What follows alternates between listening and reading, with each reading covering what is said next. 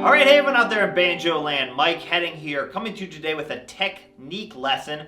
We're going to dive deeper into the rhythm of hammer-ons, pull-offs, and slides. So those are left-hand techniques to change the pitch.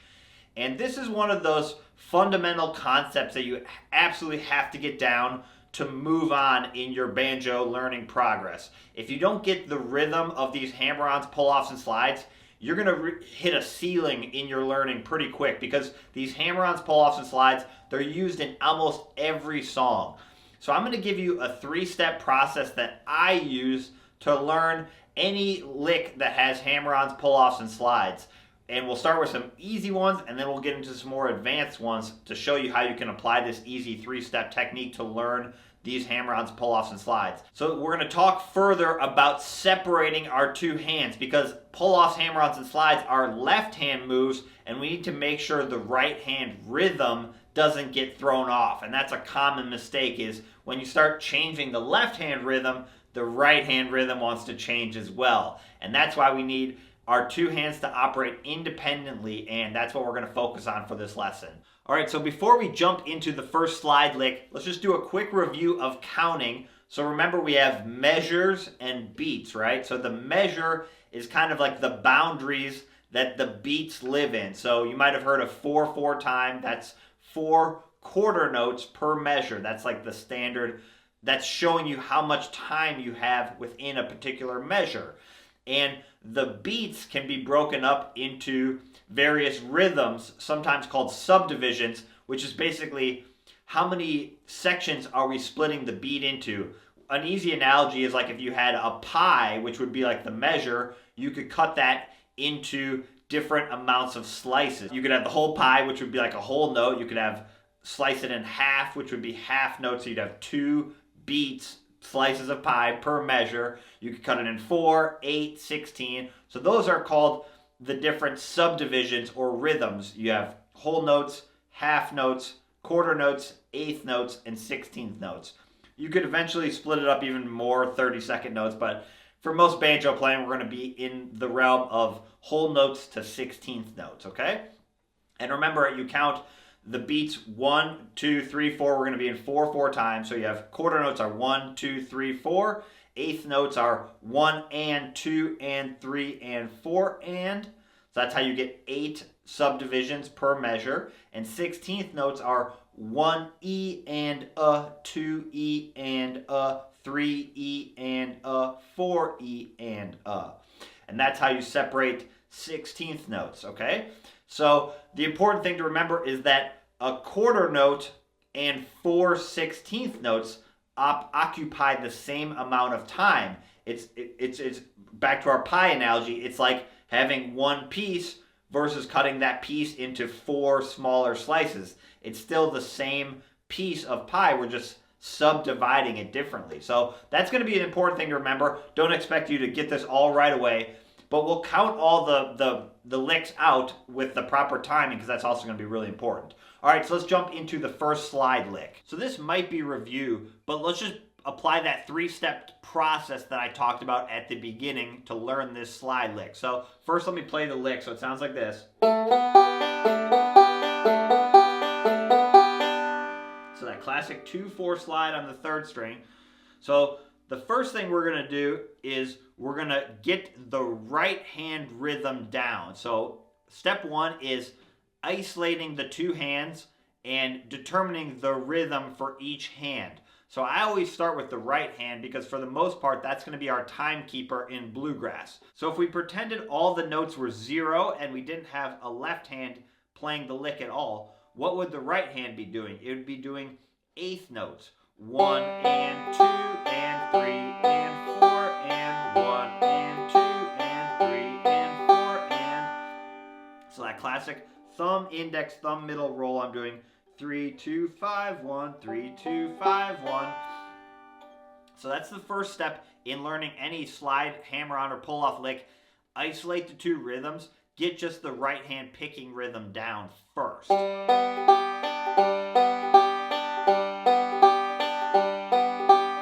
that's the right hand rhythm on its own. Remember, a slide, hammer-on, or pull-off is a left hand rhythm.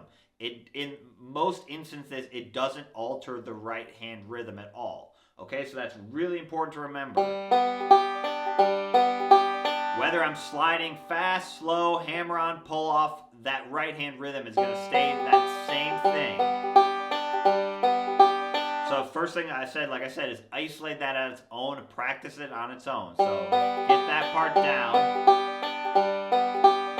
Step 2 is adding the left hand back, but not doing the slide, pull off, or hammer on. So we're going to put our middle finger on the 2nd fret, and we're going to play that same roll.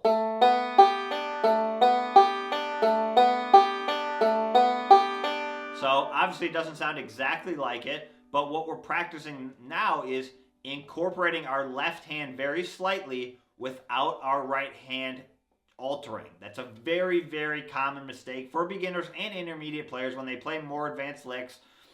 If you start altering the left hand, the right hand is going to want to change as well. So that's why doing it in this 3-step process is very helpful. You're building it back up and ensuring that your right hand roll does not change. So that's with right hand only. Now with the left hand without the slide. Now the last thing I do is I just slide my middle finger up from 2 to 4 while keeping that rhythm. So you can think about lining it up right as I get up there. I'm playing that note, but I wouldn't even worry about that in practice. What I would do is just keep the right hand rhythm solid and then trust that you're going to slide up. Okay, so that's the 3-step process. Isolate the right hand only, add the left hand back without the slide or hammer on or pull off, and then lastly put it all together. And then one other thing you can do is change it from an 8th note to a 16th note. And you might not hear a huge difference there. That's okay. A lot of the slides, hammer-ons, and pull-offs is in the subtleties. Remember, I'm just keeping that right hand doing that same roll the whole time. Let's do it with the hammer-on. So same exact right hand. Now we're just modifying the left hand.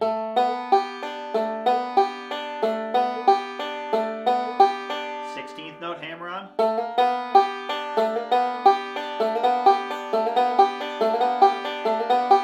Same thing with the pull-off. You could hammer on, or you could slide and pull off.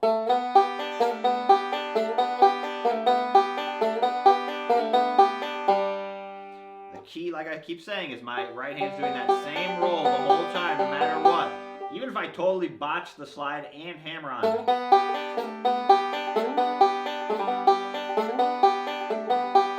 What I want to practice is just keeping my right hand consistent. That's tricky, obviously, right? Because when your left hand starts changing, your right hand naturally is going to want to change as well. Okay, so let's look at another lick and apply that same idea. So here's the next lick. Kind of like a backup or lead lick. I'll play it a little faster. So let's look at the right hand only. So pretend they're all 0. So don't let those slides and hammer-ons and pull-offs trick your right hand into thinking it needs to add more notes than it really does. So that's why I always list the right hand fingering below the tab. So look at the T, I, and M. So thumb, index, and middle. So we're going.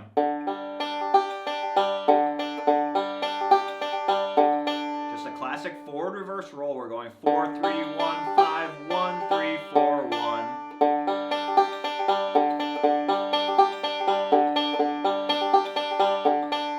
Too hard on its own. Now add the left hand back. So we're going to play up at the 5th fret and then roll and then go back down to the 2nd fret. Remember, we're not doing the hammer, the slides and pull-offs, right? So we're going.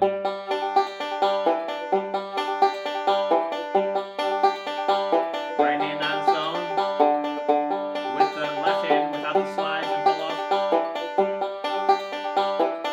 Lastly, put it together, slide up while keeping that rhythm. Pull off. You can either push up to pull off or pull down. I do both.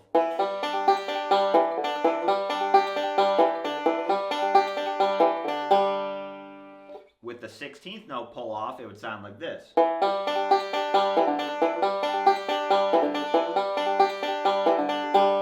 Right hand's the same no matter what.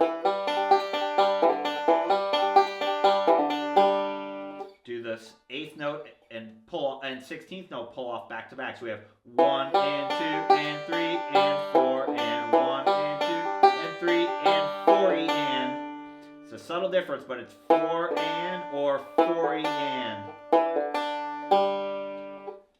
The right hand's the same though. I'm just doing thumb middle there. So let's move on to the next thing. Here's another just example to practice that difference in the timing without the right hand being modified. So we're going to go up to the second string and do thumb middle and then 5 2 1 5 twice.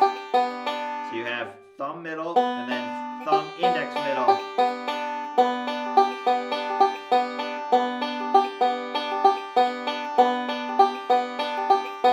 Classic forward roll, Scruggs style forward roll. Your thumb is starting it to give it that power. So you might use that roll in a lick like this, like a 2-3 hammer-on the second string.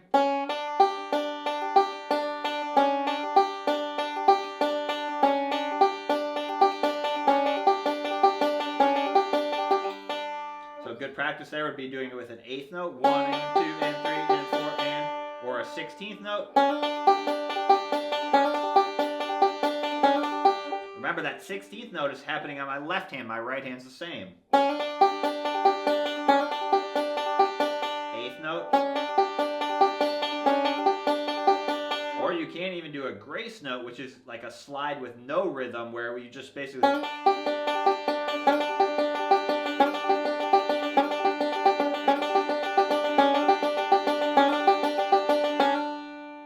That's what we're doing there. So that's just practice hearing those different rhythms. The right hand's the same. All those different rhythms are happening with my left hand.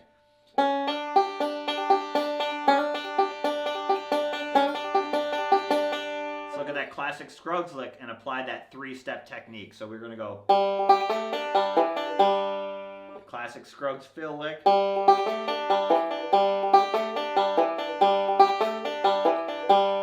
Let's do the right hand on its own, so it's... So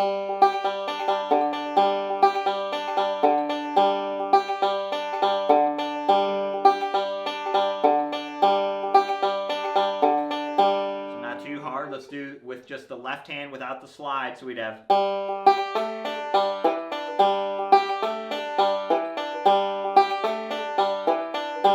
get that down, and then lastly, add the slide back. Don't change the right hand.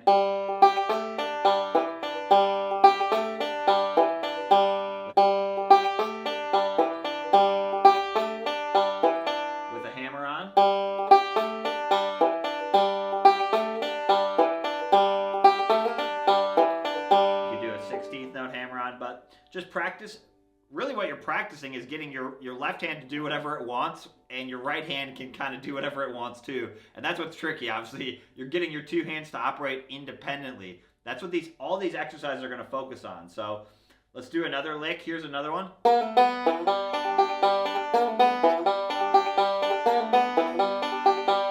pull off into a slide lick. So we'd have 1 E and 1 E and then 2 and 3 and 4 and. So I also recommend counting it out loud. 1 E and 2 and 3 and 4 and 1 E and 2 and 3 and 4 and. For me, I found that's very helpful. If you can count it out loud, you can usually play it. Let's apply that same 3-step process. Here we go, right hand only.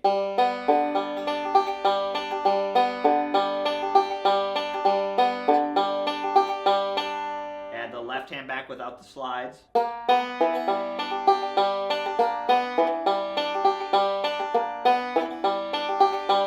it sounds a little goofy without the pull off, but it's still good practice to get two hands working, and then lastly put it together.